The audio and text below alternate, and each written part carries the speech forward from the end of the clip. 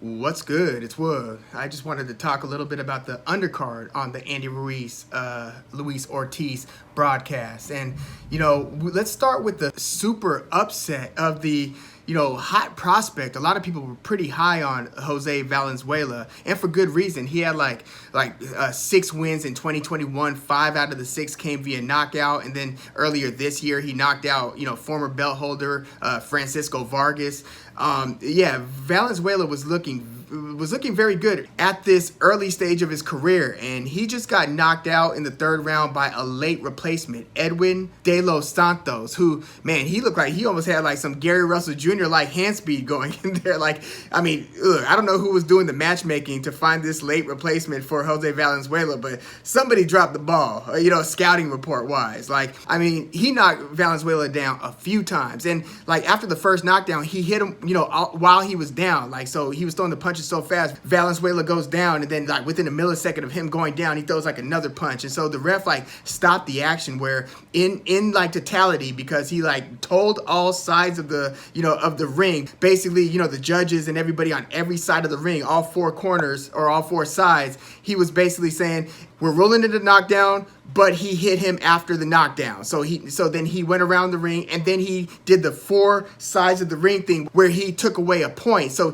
he demonstrated what the ruling was going to be to 4 sides, and then he took the point away on 4 sides. All that to say is he gave Jose Valenzuela a lot of time to recover, and he still didn't seem right. And then it wasn't long after that where Santos would drop him another couple of times before they ruled it a TKO. Pretty surprising upset right there of the prospect. So we'll see, what happens with this, lesser known, but seized the opportunity, Edwin de los Santos, going forward. And we'll obviously check out how Jose Valenzuela recovers from this unexpected TKO loss to a late replacement. Also on the card, we had the return of Abner MARES, who'd been out of the ring for 4 years. Former 3-division belt holder or champ. You could argue, he wasn't doing a ton of unifying, but he's been a belt holder or champion in 3 different divisions. He's had a very good career. I would say just outside of the Hall of Fame. I know he made a comment earlier during the fight week that he was undoubtedly a Hall of Famer or something, but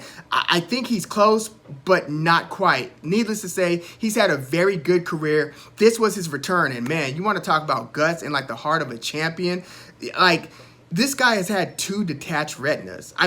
One detached retina can surely end a career, and usually it's pretty questionable when somebody returns to the ring after a detached retina.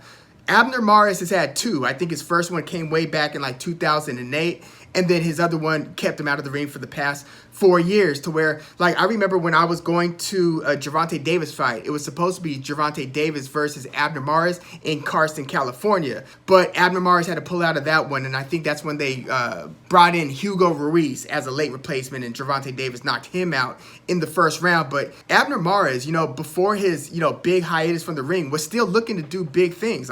He was seeking a Gervonta Davis fight. So that tells you, where he thought he was at the time he stopped being an active fighter. So again, he was out of the ring for 4 years due to his second detached retina, and he had other injuries as well. But he not only goes the distance against Miguel Flores, but he makes this a super competitive fight. It resulted in a majority draw.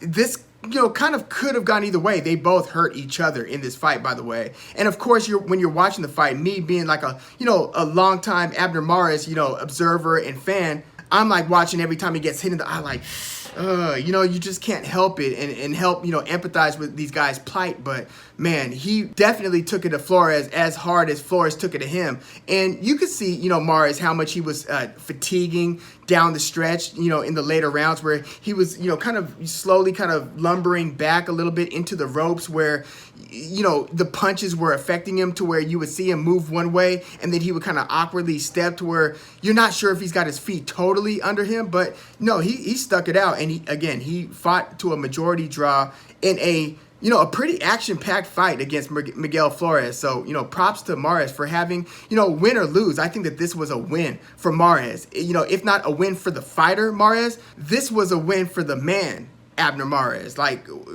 Props to having the guts to even want to get back in the ring, let alone do it and go a whole 10 rounds, a hard 10 rounds. And then we had Cruz versus Eduardo Ramirez. And, I did a preview on this fight. I thought Eduardo Ramirez, a southpaw, Zordito, very good featherweight fighter who only had one fight at 130.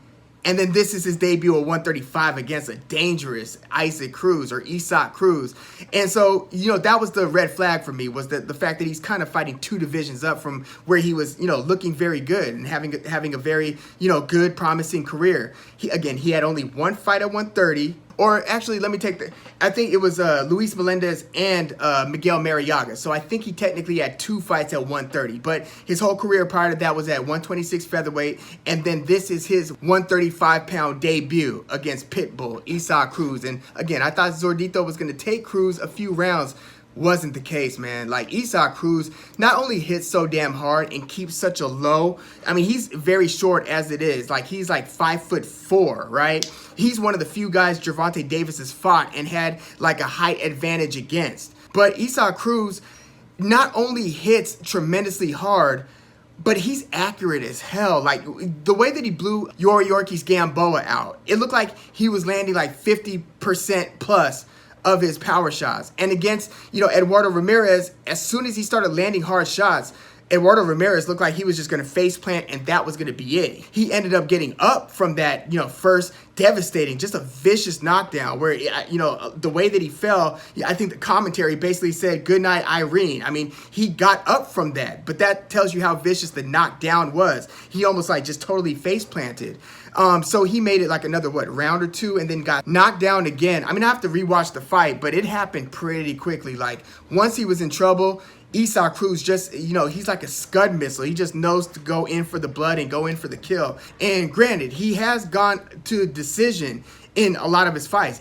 Cruz has, but it looks like he's actually improving his knockout ability just because of his accuracy. And also, when he had Ramirez hurt, sometimes you'll see guys come in and they'll throw hard punches, but they look like they're landing maybe 30% of their hardest shots. Nah, Cruz will intelligently feint with one hand so he can kind of get the guy who's already hurt to just kind of expect the punch, and then Cruz will throw a vicious punch with the other hand. So he'll see that the guy is, wounded. He'll act like he's jumping in and just gonna swing for the fence, but he'll just kind of wait, hesitate a split second, and then throw something nasty, just knowing that you're vulnerable in that millisecond of expectation. Cruz has great instinct when throwing his power punches, which actually makes Gervonta Davis's win against Cruz that much more impressive, especially because Tank Davis seemingly did it fighting with one hand for much of that fight, where it seemed like he wasn't throwing any of his hard signature left hands for several of the last rounds of that fight, and still was able to edge a disputed, some people think that it could have gone either way, but a very close decision. Look, I know Gervonta Davis has way more, he's got spectacular knockouts in his career and, moments that look a lot more impressive than his fight versus Cruz might have. But just think about the fact that his backhand, his power hand, was basically rendered useless for several rounds, and he was able to use his boxing IQ and his lead hand to still guide himself to be competitive enough to be awarded a decision win against somebody as dangerous as Pitbull Cruz. But yeah, Pitbull looked nasty in this one, and it did turn out that Eduardo Ramirez probably didn't belong in the ring with him. And again, if you look at Eduardo Ramirez's career, he's beaten Canalito, Isaac Avalar. Like, he's got some pretty decent wins. Again, he won a decision against Miguel Mariaga, but this is his 135-pound debut, and that's just not the opponent to start testing, riding without the training wheels against. It's, whew. Yeah, but let me know what you thought about Cruz versus Zordito, Eduardo Ramirez. Let me know what you thought about Abner Mares' return versus Miguel Flores, and let me know what you thought about the upset on the undercard. Edwin de los Santos defeating Jose Valenzuela via third round TKO. Let me know what you thought in the comments. And also, I just dropped a reaction to the main event, Andy Ruiz versus Ruiz-Ortiz.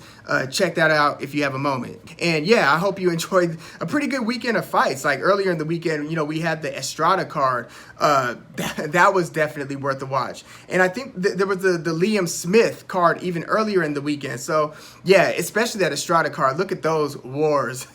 But yeah, I hope I see you guys on Tuesday's live chat. Thank you as always. And let me know what you thought about, again, these Andy Ruiz versus Ruiz-Ortiz undercard fights in the comments. And yeah, please like the video. Subscribe to the channel if you are into the fight talk. I'm Woog. Thanks for tuning in.